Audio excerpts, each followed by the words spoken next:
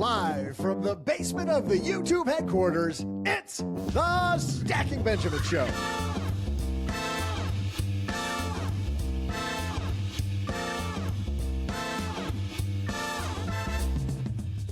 I'm Joe's mom's neighbor, Doug, and you know the drill. You'll feel rich once you get just a little bit more money. And yet, more than ever, high earners are reporting that they still feel broke. So how do you break free from feeling strapped all the time? We'll answer that on today's show. But that's not all. We have the regulars here, which means we might just see a margin call during my trivia question. And now, a guy who's always into leveraging a good time, it's Joe Saul-Sehy. And what better time can you have than spending your Friday with us? Hey, everybody, welcome back. We're super happy you found your way to the greatest money show on earth. This is our Friday episode where we take something that I saw in the news and we decide to discuss it and hopefully send you on your weekend with some better financial livelihood than you had before you got to us. How come I can't make a sentence, Doug? Why can't I make a sentence? Because we just said you're willing to leverage fun. That means you're sucking the fun out of this to take it someplace else, and your brain is too focused on sucking the fun out of this. Yes, and this is going to be fun, isn't it? We're going to have a good time. So much fun. Yes, talking about this because the fun meisters are here. Speaking of fun, the guy who for 14 years has been looking at portfolios and with helping people hear the voice of doom. 14 years? Like 29 years. But well, the past 14 years of podcasting, I mean. I see. Yes. Yeah. Yes. Mr. OG's here. How are you, man? Excited to be here. Thanks for having me, Joe. The Bill Belichick of personal finance. Happy to be here. That's what we should have said. I kind of have that vibe right now. I'll be honest. This is you caught me at that time. Well, it's that time of the day. Well, we're about to spice it up, OG, because we're going to have a lot of fun. You know why? Because a woman who's outside of her the swimming pool in her building, we just saw somebody walk by in a towel and a bikini. Paula Pant is here. Well, okay. My gym is also a co-working space, which is also the entrance to the outdoor pool. Like when you live in New York, everything becomes very multifunctional and multi-purpose. So I'm in my gym / co-working / pool entrance / yoga studio. And pool table I see in the background. Oh, yes. And pool table. Yes. So we've got double pools. Yes. And by the way, the guy who's the pool shark on this podcast from the Personal Finance for Long-Term Investors show, Jesse Kramer's here. Are you a pool shark, Jesse? I'm pretty bad at pool, but I kind of want to combine. So if OG is the Bill Belichick and where Paula is right now in the swimsuits, I think Bill Belichick is currently dating like a 25-year-old. So I just want to ask, like, OG, kind of I think her name's Jordan Hudson. So, like, who's the Jordan Hudson to OG's Bill Belichick in this weird convoluted situation that we find ourselves? Is it Doug? Is it Doug in a bikini? I want to be in charge of all of his media. I don't even know where we're going with any of that, so I'm going to just quickly change the topic. So you ever meet somebody making great money who still acts like every trip to Costco requires a payment plan? Well, that's what we're gonna talk about today, because the Wall Street Journal just featured a piece that I read over the weekend. And here's the headline, guys. The stock market's never been so good when people have felt so bad. And just this general difference between the way people feel about their money and the great success that we've had in the stock market. So people with a 6-figure salary still stress eating. You've got the Amazon boxes. That sound familiar, OG? Mm-hmm. No idea where the money went. People making retirement contributions on time, right? But you still feel this little sense of panic. So things are going okay. It just doesn't really feel okay. We're going to help you with that on today's show. So can't wait to get this discussion started and dive into all that. But first, guess what, guys? We have a brand new sponsor for today's show. So we're going to surf into today's discussion. Like what I did there? Huh? Doug's getting paid. Yes. Sponsored by Surfshark. If you're like us, you're spending a lot of time online right now watching the financial markets bubble. You want to turn that stuff off. You also want to stop watching all those talking heads on CNBC and Fox Business, turn that stuff up, but maybe even doing a bunch of that. Maybe talking yourself into our Detroit Lions winning 11 games this fall. Much better to focus on that. But while you're doing all that, your data is basically out there for anyone to grab. And that's where Surfshark comes in. Surfshark's a VPN that encrypts everything you do online. So whether you're working on stacking your Benjamins at home, at a coffee shop, or scrolling your brokerage accounts on airport Wi-Fi, your info stays private. Think of it like having an insurance policy before you step onto the internet. You're protected. Here's one thing I really like. One account covers unlimited devices. So your phone, your laptop, your smart TV, everything's locked down. They also have a strict no logs policy. So even the Surfshark people, they can't track what you're doing either. Plus features like Clean Web, block ads and malware before they even hit your screen. So if you want to browse smarter, maybe even find better deals on travel or online marketplaces by switching up your virtual location, check it out. Go to surfshark.com/stackingb.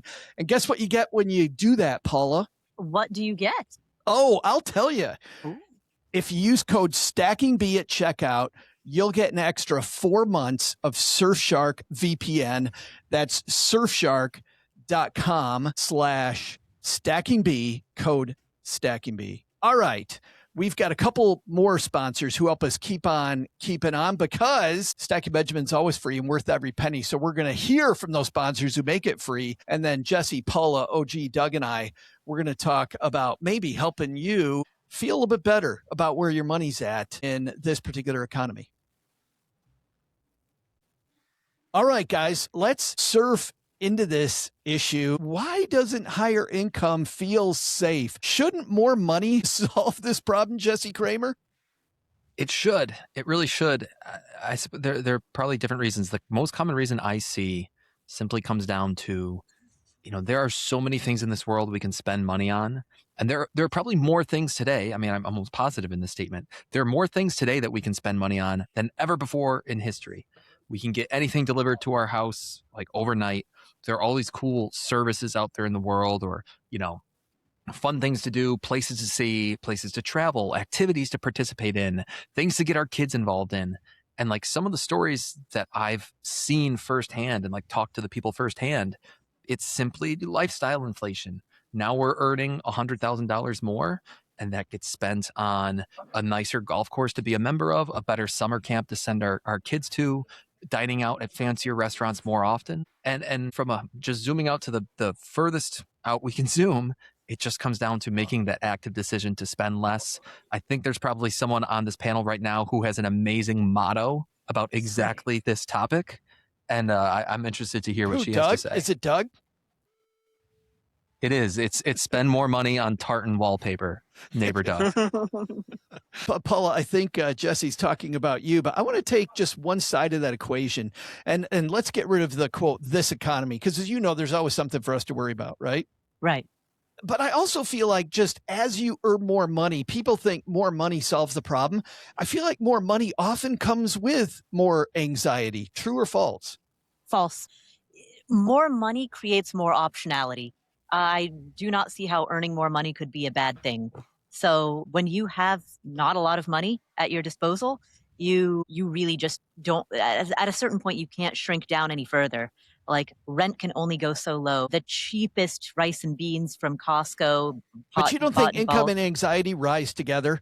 Like more income just makes you worried that, hey, now I'm away from this minimal lifestyle and it's all going to go away. That balloon's going to pop at any second and I got to go back. I think that anxiety, if that worry translates to a higher savings rate, then that is a positive worry. And that's not the same as anxiety. Anxiety is often a disposition that a person has regardless of circumstance.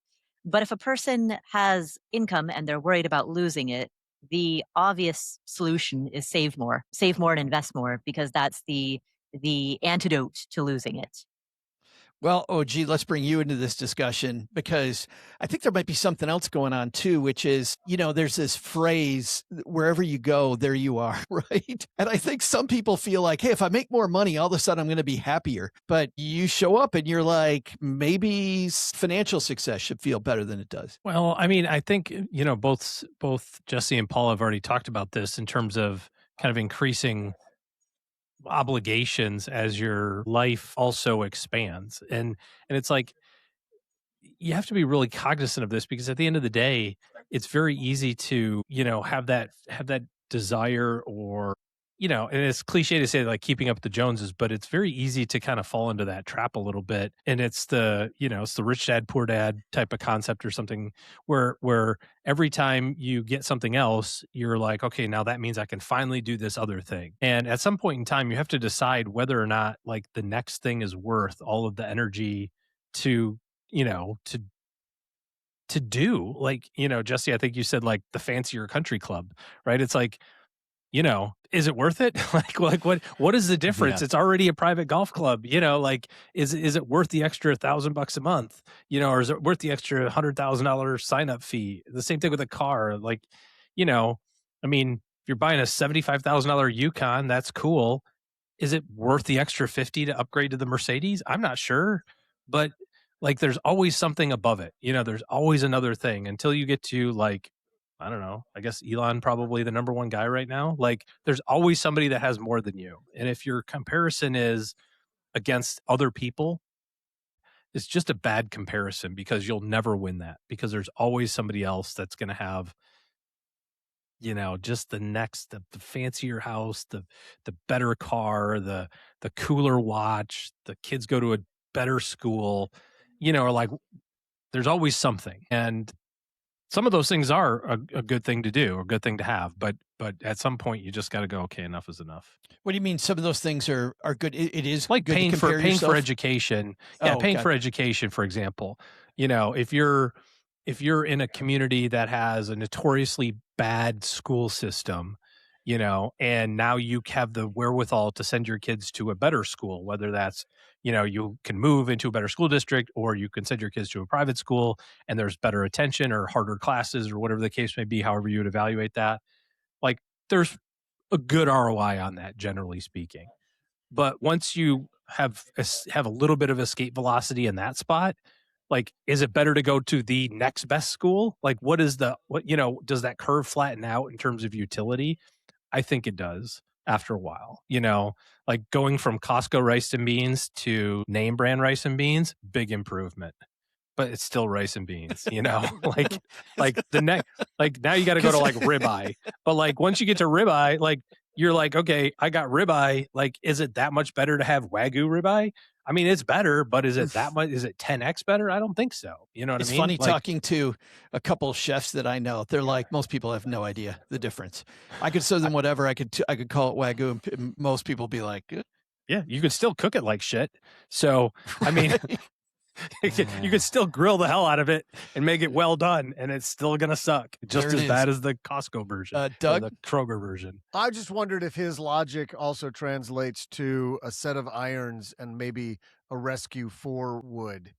Like, Well, nobody has rescue 4 woods. That would be a complete utter waste of energy and money. But one might be okay with a 7 wood, for example. 7, okay. And maybe a 5 wood to replace a 5 iron. Absolutely, good use of excess Okay, capital, good. for sure. Yeah. not even sure what they're talking about, Jesse. So we'll move on. You wouldn't know. I would It's not very know. obvious. Absolutely. Jesse, you mentioned lifestyle creep. How easy is it, and how much of a culprit is lifestyle creep when it comes to feeling this pinch when you're making well over 6 figures? Yeah, I'm not sure. I mean, you could always point the finger at, of course, inflation, and then just some of these, like, yes, the necessities of life are more expensive than they ever have been before. Like, no doubt about it. But once we get into some of the numbers that we've been talking about here on this episode, like some of those income numbers, the only logical explanation is lifestyle creep. And a little anecdote that I recently went through with someone was, this is a family. So here we are in upstate New York, Rochester, New York. We're near the Finger Lakes. Beautiful countryside, beautiful water. Don't get Doug started. Lots of nice houses on the water. And there are plenty of people in upstate New York who say, like, oh, we love to go away to a little cottage on the Finger Lakes. Now, there comes a point where some people might say, like, we're going to buy one of those cottages. Like, right, that's going to become our place. And one of my thoughts is that might be a really logical thing to do if you plan on spending every extra weekend, every day off especially during like the summer season, if that's your go-to place, if that's like your number one leisure activity, I bet your ROI on buying that cottage might be really good. But the problem is that some of these people, once they start earning the kind of money that we're earning, they're like, well, we spread ourselves too thin across too many activities. We buy the cottage in the Finger Lakes. We're only there 4 weekends a year. And it ends up being this huge part of their balance sheet or this huge expense on their cash flow. And they're really not getting that much utility out of it, to borrow one of OG's terms. And that's just a lifestyle creep issue. So the problem that I see most often is people think that, oh, people like us, right, we own a lake house, we travel all over the world, we do all these, relatively fancy things, and they end up doing too many of those different fancy things such that their time is just spread way too thin. And at the end of the day, they look at themselves and they're like, we barely have any money, we're spending it all. And I don't see the ROI that they're really getting on that. So it is a lifestyle creep issue. Is it wild how buying more things not only clutters your budget, the time that you devote to whatever this thing is that you buy, whether it's a house or a boat or heck, even a board game, like the time that comes with it, the time commitment ends up making more stress in your life. Definitely. Paul, I'm thinking about, obviously a lot of this anxiety starts and people don't know where it comes from. Part of it might have been that you had lifestyle creep in your life, but how many of us, especially early on, do you think confuse income with wealth? Like, I get this higher income, so I'm making well over 6 figures. That must mean that I'm rich. Right. I think there are a couple of things going on, and I actually disagree that it's all lifestyle creep. I think partially, yes, there is the conflation of income with wealth, particularly when you're early in your career. Let's say you've just come out of college or grad school, you're making real money for the first time in your life because you have gone from making nothing as a student to making a lot straight out of school. For many people that can feel, you suddenly feel rich because you haven't normalized to it yet. So I mean, sure, that's part of it.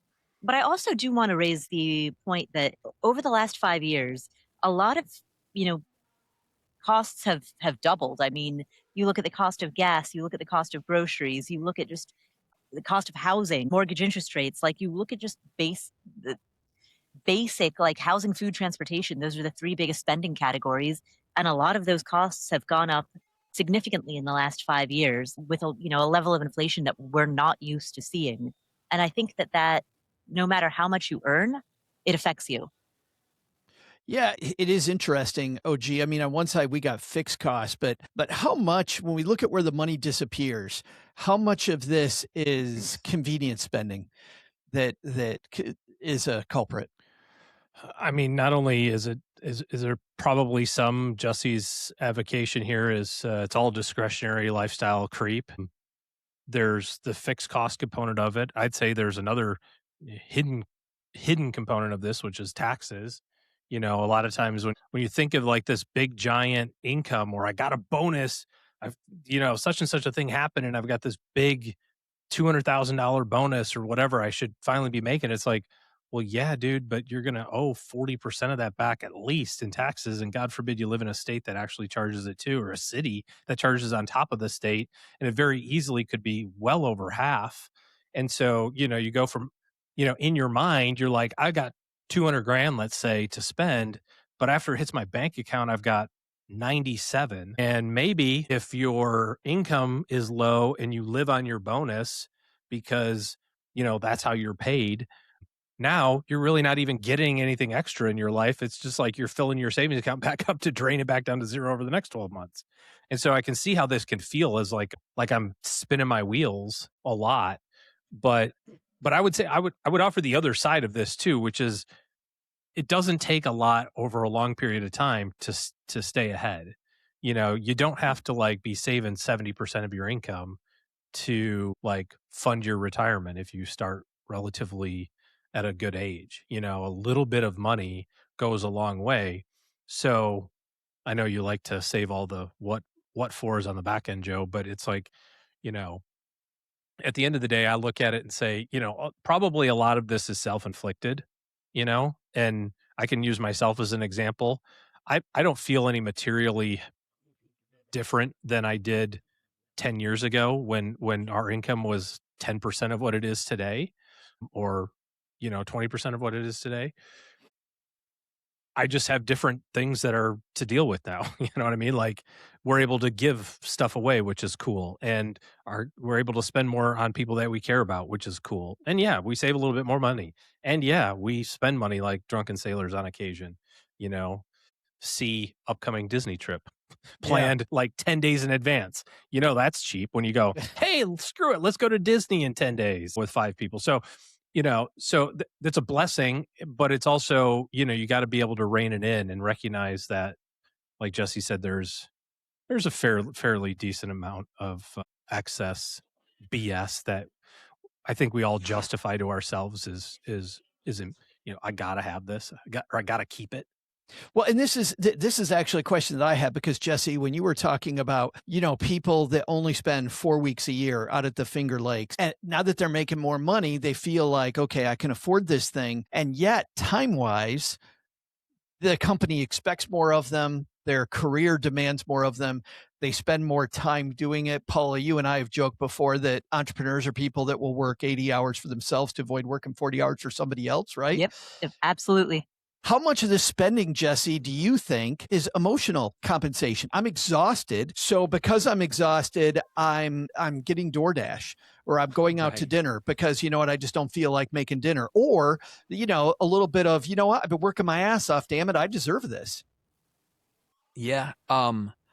Right. You just said there, Joe, like emotional compensation, which I could certainly see that. And I also think on the topic of time, like some of it definitely is time compensation. Don't get me wrong. Like, I still mow my own lawn. I'm not sure I should actually, right? Like, if it takes me 75 minutes to mow my own lawn, especially this time of year where I'm doing it more than once a week, it's like, could I take that 75 minutes a week and actually use it in a better way, whether it's spending time with family or working to earn the money? And like, I think at some point, as people's incomes increase, they start doing a lot more of that calculus, where they outsource their lawn care. Maybe they have someone to come in and help cleaning with their house or their living space or something like that. And there are all these like little incidentals where at one point in my life, I never would have outsourced any of that stuff. And now all of a sudden I'm looking at my quote unquote income per hour, if I want to think about it that way. And it's like, why am I still folding my own clothes, right? I know some people who don't do their own laundry. They outsource it all. So that, of course, leads to a more expensive lifestyle. So some of it is that, but I would just wager the average person in this predicament might not be thinking of it that way, the way a financial planner or an accountant or almost an engineer would, which is like, what is my hourly income? Right. What does it cost me to do my laundry? Therefore, I will outsource. But I would wager, the DoorDash example is another really good one, Joe, which is like, I'm busy. I just put in an 80-hour week. I'm going to spend $30 on a burrito. I bet you that happens more often. Well, but Jesse, the only way that calculus works is if you actually use the time to go do the other thing. Like if you say like, and I think that's what you were saying before, but if you say, well, my hourly wage is $200 an hour. If it takes me 3 hours a week to mow my grass, and I pay somebody $100 to do it, I saved that's making $500. Yeah, if you go make $600, right? If you don't, you just spent $100 to like sit on the couch. Which, by the way, also could be a good investment, in your R&R. Like that's well, it's funny I'm not you saying say that that. You shouldn't do that, but it's funny you say that, OG, because I was thinking, mowing the lawn for me is just, great time. Strap on some headphones, either listen to some music or thought that sentence is going a different way. Paul picked it up. Yeah. I had the same thought. All I can think about is that Allstate commercial. I see Joe mowing the grass, like with his headphones on, like mowing the grass, and like rocks are shooting everywhere. And he's like, sorry, Robert, $5 doesn't buy my undivided attention. He's like shooting rocks against his house and out into the street as cars blow by. You call me mayhem? Is that what you're calling me, is mayhem? That's just a really good part. I just want to learn more about what you're strapping on to mow the grass in Texarkana. I enjoyed the earlier conversation between OG and Doug about their wood. Oh man. The 7 wood and the 5 wood. And we are officially off the rails now. For the record, mine is the 7. His is the 5. How would you know that? Sword fighting, obviously. Okay, I just want to get this back. You know what's funny, Paula, is that you were talking about the cost of groceries, the cost of the cost of living, and you know we spent a fair amount of time so far today talking about discretionary expenses, right, and controlling those and lifestyle creep. But you were talking about fixed expenses, like how much of this just is maybe we bought too much house. Right. Yeah, and you see a lot of people with that predicament right now because they've got the golden handcuff situation of they've locked in a mortgage interest rate that's 3%. Their house is no longer adequate for their needs, but in order to move to a different house, or maybe they have a better job opportunity elsewhere, or they need to handle elderly care responsibilities elsewhere, but to move to a different home, even if they downsized, it would be just as expensive because of the home price, the increase in home prices, as well as the new mortgage interest rates. And so, yeah, and so you kind of see that level of stuckness. And I think part of the frustration that people feel right now is lack of mobility. And generally speaking, when people feel a lack of mobility, then regardless of what their income is, that necessarily feels very frustrating. I think that's why there's one of the reasons why there's such a delta between how the stock market is doing and how people are feeling. Well, and I think that's where real wealth is, right? Is that real wealth is not the amount you make, it's that margin between the two. When you feel like you've got some margin that you can take the family to Disney 10 days before, whatever it might be, like then you feel that a little bit more sense of safety. By the way, I remember a discussion on another channel quite a while ago, somebody talking about two people with a Lamborghini. And one person has a Lamborghini and it is maybe 1/1000th of their wealth, right? It doesn't, it's just a thing. It's just a little car. Somebody else spending nearly all the money they have to buy the Lamborghini.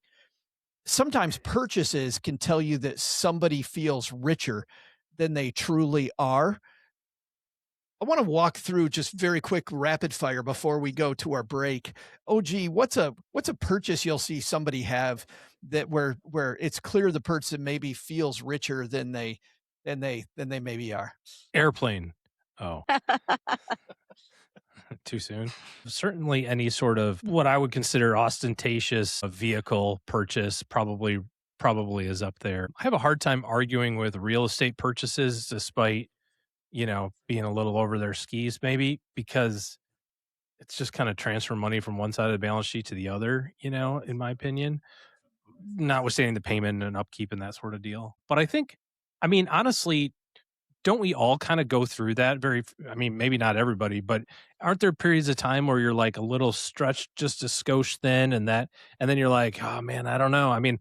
I distinctly remember having this conversation with my grandfather when he was still alive about his house purchase and that sort of thing. And he has this great story where he said, we built this house, we got the money from the bank to do it. And, the house was done and now we got to sign the paperwork. And I said, how did you feel? And I don't remember what he said the payment was. $29 a month or something, like whatever the mortgage was. It was some, pocket change to everybody here. And I said, how'd you feel about it? He said, well, I was pretty convinced that we were going to be looking for a new place to rent a month from now. He's like, I knew I could make this month's payment. I wasn't sure about making next month's payment. Wow. That's tight. I felt that way when we bought our first house. We were like, you did all the math, and despite it maybe not being exactly perfect, it was like, yeah, it's a little snug, but I think we can pull it off. When we bought this house, it felt the same way. Every single time you do something that stretches your confidence, the bike race that I'm doing, I don't think I'm going to do this. I'm 6 weeks away. I'm not sure I'm going to be able to pull this off, But then last weekend, I sat and did a 5.5 hour bike ride. It's like, okay, well, that's not nothing. I got to do that twice. I got to do 11 hours, but at least I demonstrated I could do 5.5. You know what I mean? So like anytime you do something, there's going to be a little fear factor moment, whether it's money or anything. So I don't know that it's inherently bad to have that, feeling, I guess. I don't know. For me, it's a motivation piece sometimes, as long as it's in bounds, right? If it's like, bought a lake house and I really can't make the next payment, like that's stupid. But if it's you and I both know a guy, we first started in financial planning, who bought a Porsche on payment specifically so that he would have to work really hard, which is ridiculous.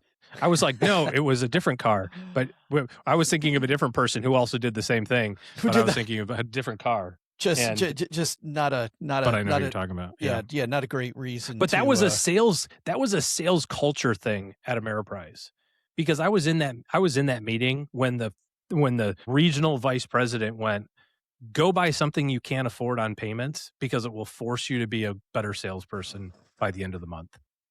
Because you can't have any bad marks on your credit, you get fired. So you want to sell $1,000 of mutual fund commissions, have $1,000 car payment due at the end of the month.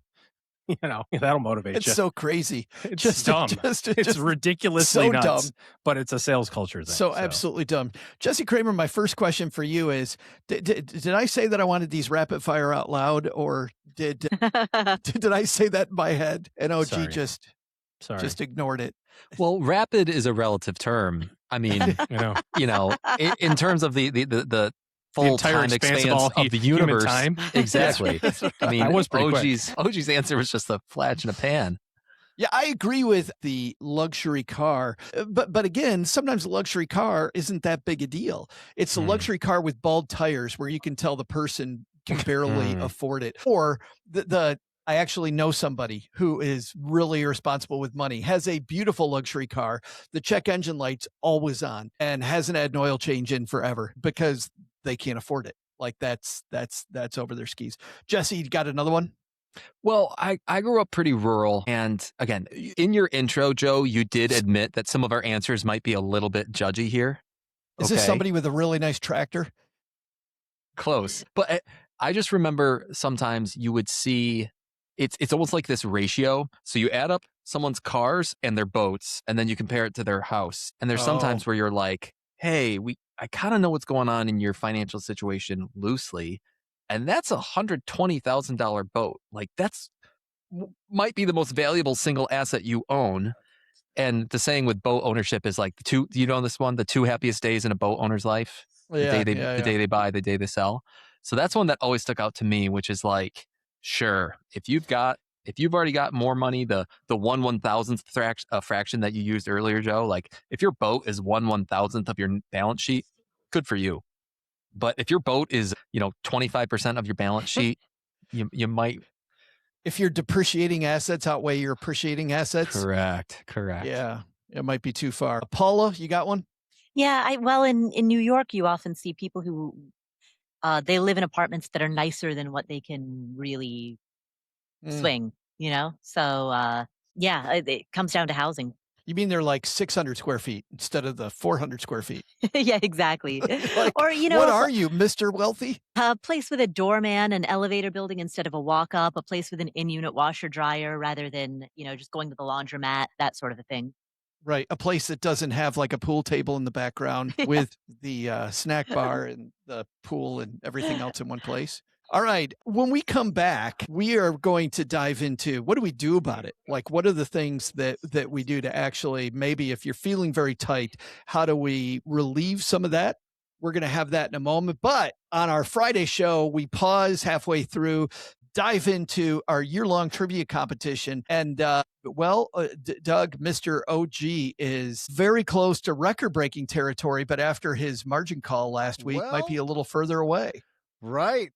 Last week was a pretty exciting week on a number of levels, but our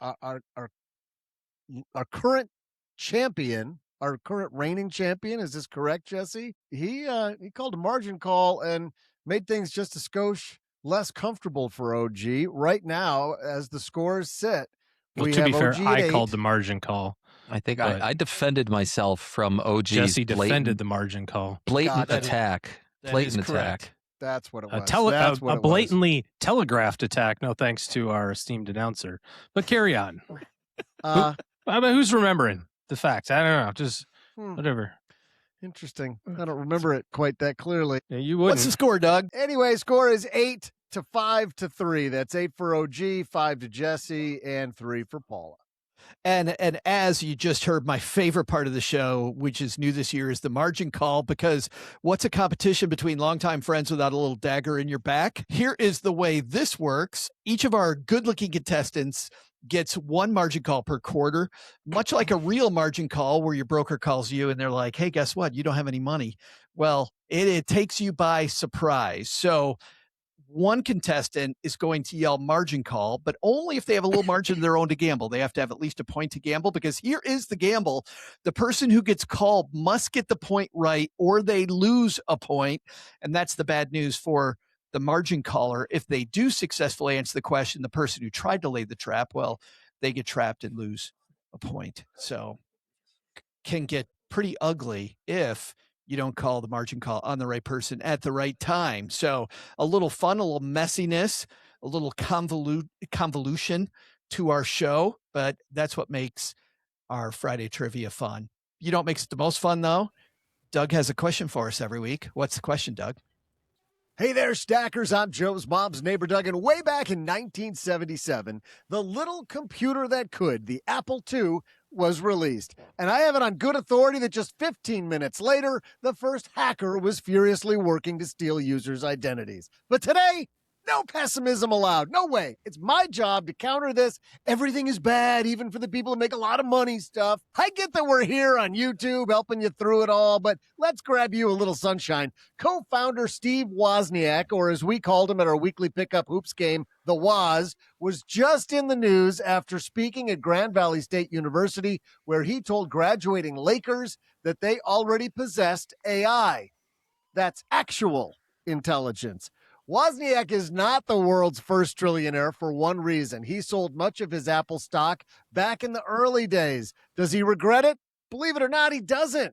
Here's today's question. What percentage of the company did Wozniak originally own as a co-founder?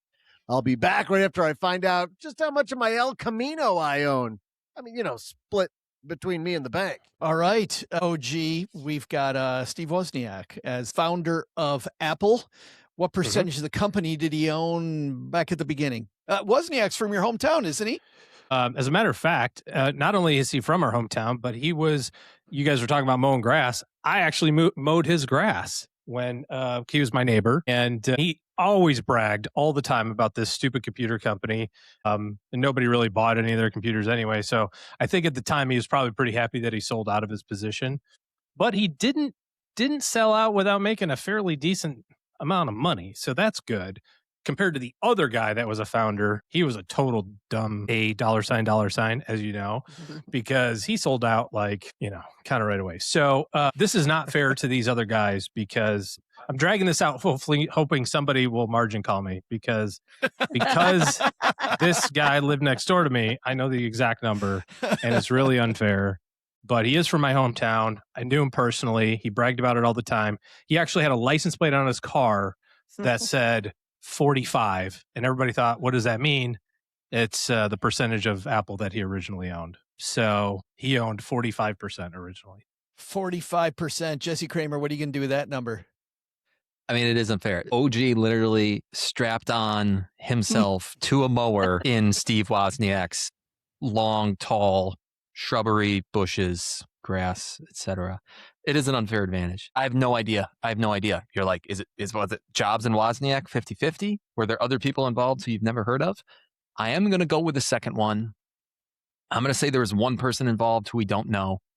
And I'm going to say they were a third. So I'm going to say on day one, it was 33.3 repeating. All right. Well, we've got 45 and 33 and a third, Paula Pant. Ooh, oh, that's tough.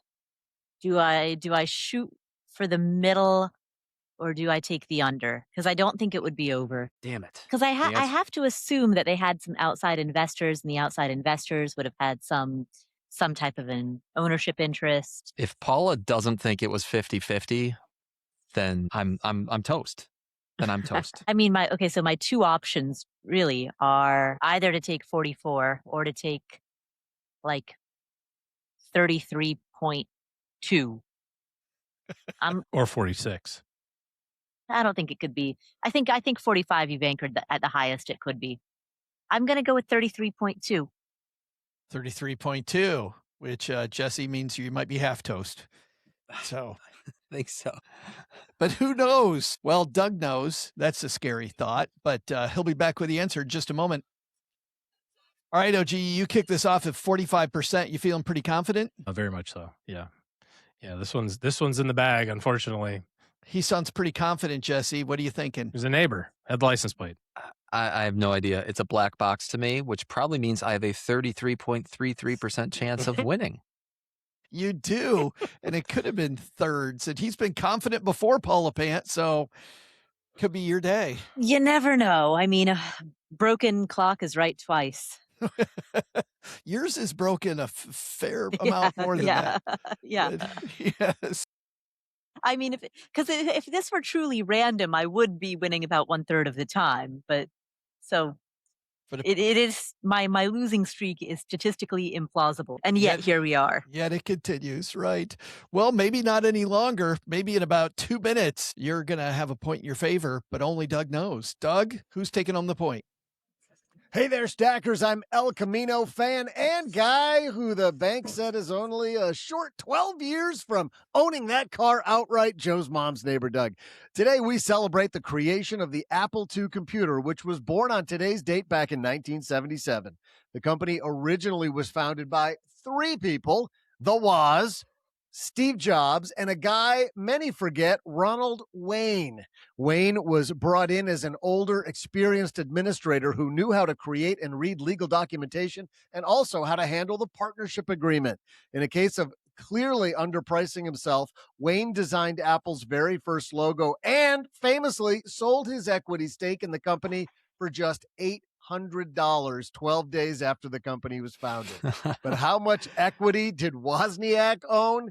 Well, if Jobs owned 45 and Wayne owned 10, that means the Woz owned 11.8% more than what Paula guessed, 11.67 more than what Jesse guessed, and 0% more or less than what OG guessed, because finally he was telling the truth. He knew this one exactly. Yeah, might not have happened in Bay City, Michigan, but however, OG, taking home you got your point right back after last week. You had the answer from the beginning. Nice job. Good work. And how about that, Paula? Selling it. There's a oops. Wow. Selling. And you thought your losing streak was bad. Imagine being the guy that sold his shares 10% Sold of the Apple company. shares for $800. Wow. Yeah. Yeah. Well, OG back on track, and we're still not halfway through the year. So we will see if his march continues or if Jesse or Paula can margin call. I'm surprised neither one of them did today, even right at the beginning. So I don't want to expose myself to that level of risk.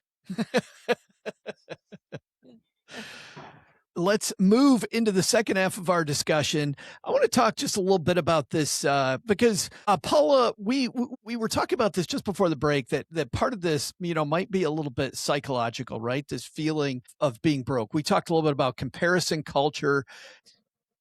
I also feel like OG had something, though, in this idea of never feeling caught up. Like, it's so easy today to compare ourselves to other people that maybe it's not the economy as much as it might be our addiction to social media.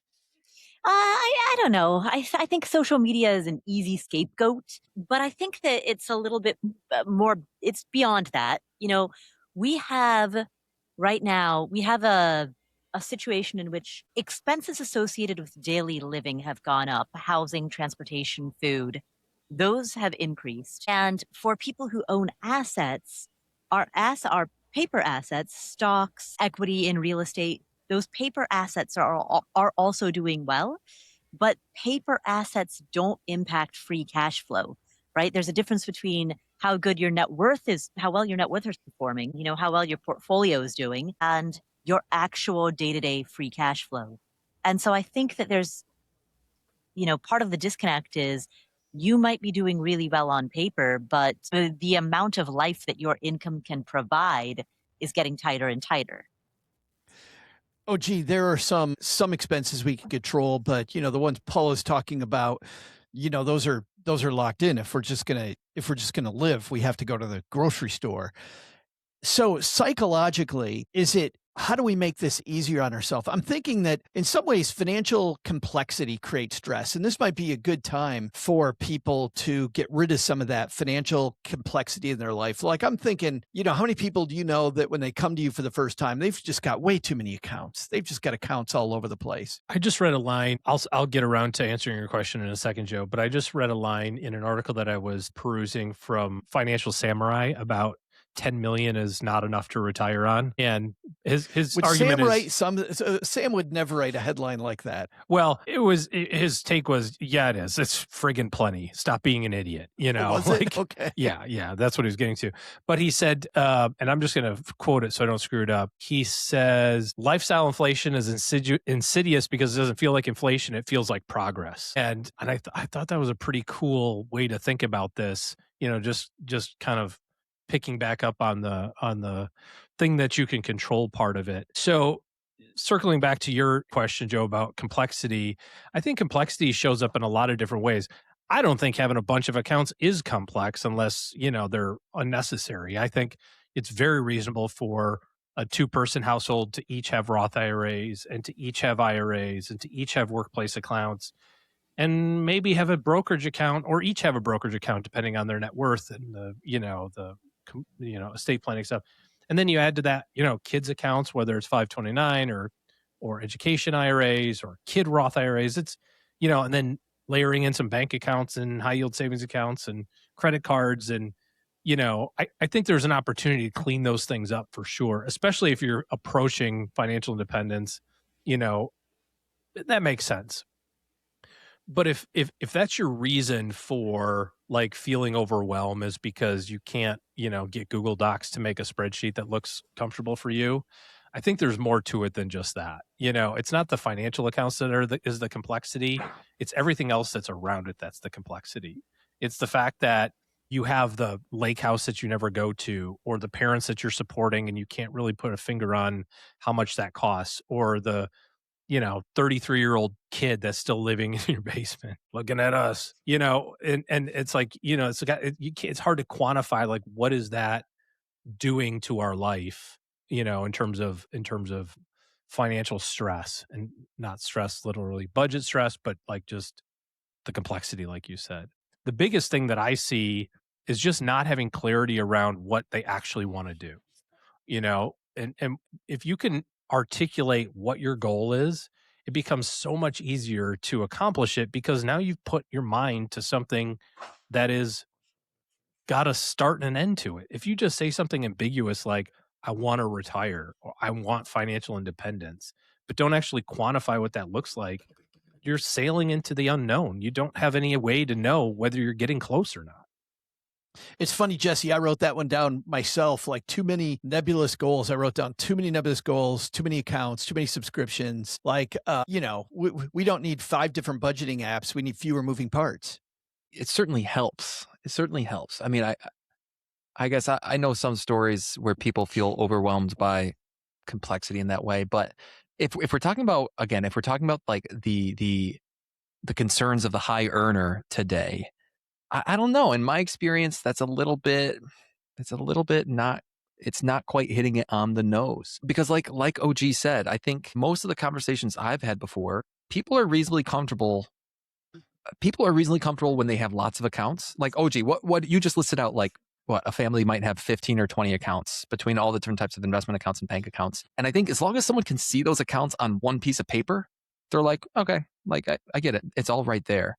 I think it's a lot more disconcerting when someone's like, hey, our tax return says our top line income was $600,000 last year. I really don't feel like I saved that much money, and I can't put my finger on why. Like, where did it all go? That to me is that kind of uncertainty, complexity that really drives the kind of concerns we're talking about today. Well, if we're starting to dig into that, Paul, I make $600,000. I don't know why I didn't save more money. Where do I look first? I mean, the first thing you do, if that's the case, is track all of your spending. So use some type of a program. There's a lot of different software options that do it, but use some sort of a program that tracks, and you can do it retroactively as well by looking at old credit card statements and classifying things, like I am, budgeting is often the calorie counting of personal finance. And I often talk about the anti-budget because calorie counting is not sustainable in the long term, but as a short-term maneuver in order to get an assessment of here's what's currently going on. Let's take stock. Let's assess. It can be very, very effective for targeted short-term assessment. So that's where I would begin. We talked a lot about, having stuff and actually enjoying it, OG. Is having some type of like a Marie Kondo joy audit in order? Like, is this really lighting me up? Does this spark joy, as Marie Kondo says? It does. I keep it. It doesn't. I let it go. I mean, there's so much to that. It's like it depends on the moment, right? Like, I can see there's different seasons for me where spending money in different areas has better personal usefulness or utility than usefulness is a bad word. Utility like joy than other areas, and I think that's true for everybody. Like, I mean, I'll give you an example, Joe, for you as kind of a silly one. You're probably not going to be doing a lot of campfire sitting around, with your solo stove in July in Texarkana. Like, that's just not the season for that. And so you don't have a line item in your budget for wood delivery, because it would be stupid and that would be a bad use of money. But if it's 38 degrees at night in December, there's probably not enough wood in the universe to, Why? Paul is laughing, not me. Why does everything have a... There's not enough wood in the universe to satisfy you, Joe. Oh, man. But you get what I'm saying. You know what I mean? Well, but if our goal then, OG, so let's give you a little pushback then, though. So if my goal here is to build some margin, right? If my goal is to build margin and I'm like, okay, well, I'm not going to get rid of the solo stove to get rid of margin. What do I get rid of? Where do I begin that journey? I mean, it's so personal. I don't have a dog in the hunt here. I think you have to have a great understanding of what you're actually doing. Using Jesse's example of like, I make 600 grand. I don't know if I saved enough. I would flip that around in the other way and say like, are you sure you didn't save enough? You might have. Like, what's the point? Like, if you're on track for your goals, and this is where like having the goal thing identified as super important.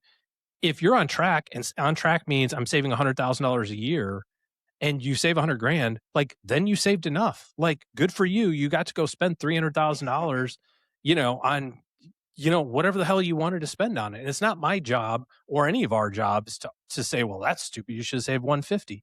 On the other hand, if your goals are you need to save 150 and you're only saving 100, then I think it is our job to put the mirror up and go, hey man, you said that you wanted to do this stuff that's going to cost you 150 a year to save. You're only saving 100. Like, what are we doing? Like, are we changing the goal? Are we going to try to make more money? Are we cutting some stuff?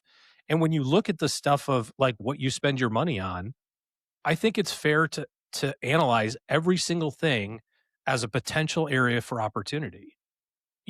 Just because you have the 2% mortgage and you go, I'm landlocked, I can't do anything, but you've got $1.5 million of equity in your house and you could move and have a paid for house somewhere else, like that counts. That is truly an opportunity that you have. Now, it may be a bad one because you go, well, I'm going to move from the area where the money is to an area where there's not. Like, you got to evaluate that. I think we very quickly jump to like lifestyle or like our personal opinions of where people spend money and say, well, that's stupid. You should never have a car payment, or that's stupid. You should never have a country club membership, or that's stupid. You should never go out to eat.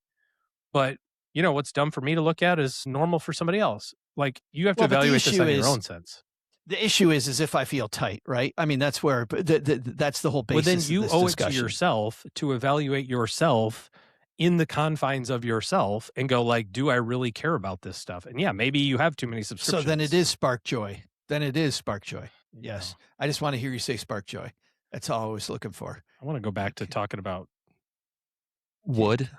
Oh, I just like Paula giggling like a schoolgirl. That just makes me, that sparks joy for me. Jesse, it's interesting. So the case that OG's building is start with some goals, make sure they're what you really want, and the budget forms itself. You like that? I do. I really like it. And I concur with one thing. Well, I concur with a lot of what OG just said, but one thing in particular is like, I'm curious if you feel the same way, OG. If someone comes to you and they're like, hey, OG, we really think we want this boat. Like, what do you think about that? Going back to boats. Sometimes when I get that question, I'm like, it's not my job to tell you whether you are going to enjoy owning a boat or not. Mhm. Because now all of a sudden I'm layering on my predisposition, which listeners and you guys already know I'm anti-boat. So You you sound guys already know my. Do not ask Jesse for a boat. If you're a client of Jesse's, he's going to shoot your boat idea down. Just do the Correct. boat. Tell him If after you the want me to fact. motorboat you, you know what my answer is going to Oh, be. boy. Nope. Sorry, where was I? No, motorboats would. I was talking about my job is to let you know, here are the options. Like, here are the goals you laid out to me. If you choose to buy this boat, here's how it might affect your long-term goals. Like, I can help you understand the opportunity costs, and then you can make a more informed decision. So I think some of what he's getting at right here is like, you know yourself and you know a little bit of this subjective swirl that's going around in your head about the trade-offs and the opportunity costs and what do you really enjoy, what do you not enjoy at all. And sure, like we can help you with some of the numbers, but we can't really help you figure out all the subjective stuff, or at least not that easily. It kind of turns into some financial therapy, which I'm okay at, but I'm no expert. So the point is that, it has to be a bit of a two-way street where you know your own brain the best, and it might take some work to try to figure out what's really gonna make you happiest spending money on in the long run. Let's end this on a high note. Paula, what's one thing stackers can do this week to stop feeling so squeezed? Take a look at your fixed costs because those are the real needle moving costs. And ask yourself if there is one major fixed cost that even though it's going to take months or maybe a year to move, is there one major fixed cost that you can reduce such that everything else becomes easier? That way OG? you don't have to like frequently make, DoorDash decisions. You can make one big decision and be done. I kind of want to say something a little snarky, but I don't think it'll. I don't think you'll like it, Joe. I mean, if you're feeling squeezed, just decide not to feel that way anymore. Like this is an emotion more than anything. And if you literally are spending more money than you make, then that's a problem. But if you're feeling like you're spending more money than you make, we'll define whether or not you really are. And if you're not, then you can just go to work to figure that out, whether it's fixing fixed expenses or increasing your income or pulling back your savings to keep money in your checking account if that makes you feel more comfortable. But I hate the word feeling because it's OG have no feeling. OG just do. I do like that though. You know why I like it? I like it because the number of times back when I was an advisor, the people felt a certain way. And then we did the actual math and the math was far different than what was going on in their head. And it helped change their feelings by doing the math. I mean, I was just thinking about the example that Jesse gave about this. I feel like I'm not saving enough. I would be like, feel like it? What are you talking about? Like you saved $87,219. What is wrong with you? That is an insane amount of money to save. Like, that's awesome. Good job. Feel happy. Like, this is amazing. Well, I feel like I should have saved more. It's like, yes, you dumbass. Be happy. Well, OG mad. I think this is seriously, it can be a problem in the personal finance community because how many times have we been, you get this surround sound of people saving 50% of their income. You're only saving 42% of yours. You're like, oh my God, I got to find something else to do. Saving 50% of my $20,000 income. Meanwhile, I'm saving 10% of my $1 million income and I'm the one that's the idiot. Right. Yeah. Okay.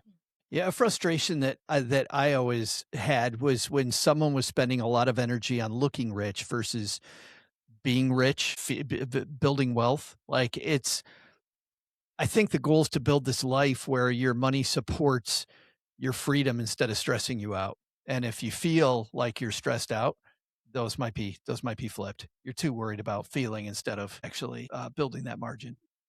All right. Great discussion, guys. Thank you so much for having it and helping, hopefully, quite a few stackers who apparently, according to the Wall Street Journal, a lot of people feeling that way right about now. Let's find out how else you're helping them, though. Paula Pant, what is going on over at that place you help tons of afforders at the Afford Anything show? Oh, well, on the Afford Anything show, Joe, you and I answer questions that come from our community. That's most Tuesdays, it's you and me answering listener submitted questions. And we cover all kinds of ground, ranging from budgeting to mortgage payoff to, do I prioritize this versus that, asset allocation. I mean, we do it all. Yep. We help lots of afforders strap on better money habits. That's what we do over at the Afford Anything show. There it is. Man, OG, what do you got going on this fine weekend? First weekend in June. Well, I have a after-school activity meeting Saturday, and then a copious amount of bicycle time as I saddle my you-know-what around the streets of DFW. So, thank God it's not hot in DFW in June. The good news is I do it at like 5 a.m. So because it's so friggin' hot. That is the good news. That's the great news. Waking up at 3:45 so you can eat and have coffee and all that sort of stuff. So you can then go sit on a bicycle for 7 hours. Sounds like that's why I'm so happy I'm not training for marathons anymore, where I'm getting up at 3:30 to beat the heat. It's just pretty ugly. Wild. Yes. Speaking of heat in Rochester, New York, those two things go hand in hand. So I won't ask you about that, Jesse. Let's find out what's going on at the Personal Finance for Long-Term Investors podcast. Lately, I've been really warming up to filthy. Like, it's just filthy, baby. Yeah. What a filthy podcast. Yeah. Getting through all the battles. The best battle's the one that's never fought. I think I got to say that once a week, Doug, on the show, don't I? You do. If you're not talking about E-Myth, you might as well do Sun Tzu. Better do Sun Tzu, right? Better do it. That's going to do it for today. Thank you, everybody, for hanging out with us. And thank you for everybody who hung out with us, especially on YouTube today. If you want to join us on YouTube, head to Stacking Benjamin's YouTube channel Monday afternoons. Monday, we pretend it's Friday here. I almost got that backwards.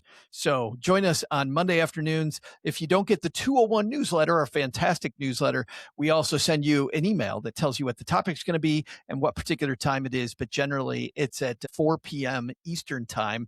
Do the math on where you are across the United States or across the globe. 49 different countries. Isn't that how many countries, OG, listening to Stacking Benjamins?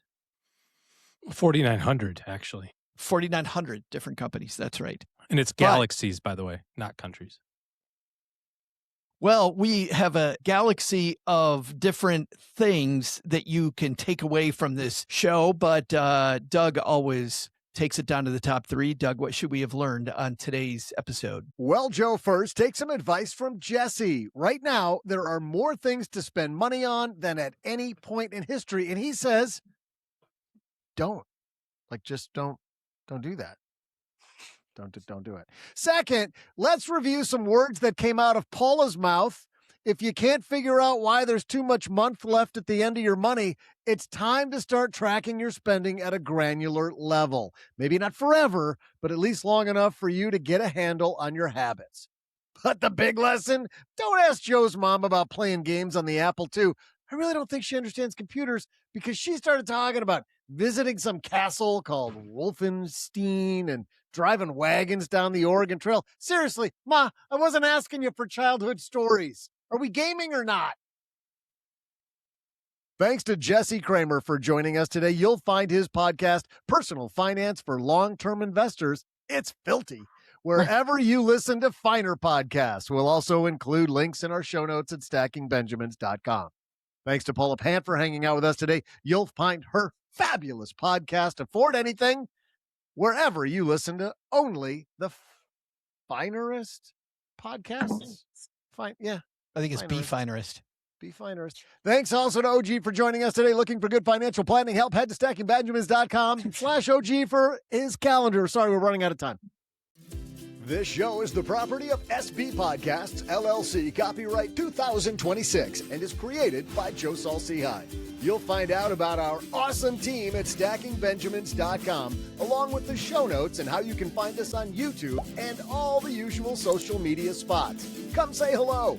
Oh yeah, and before I go, not only should you not take advice from these nerds, don't take advice from people you don't know. This show is for entertainment purposes only. Before making any financial decisions, speak with a real financial advisor. I'm Joe's mom's neighbor, Doug, and we'll see you next time back here at the Stacking Benjamin Show.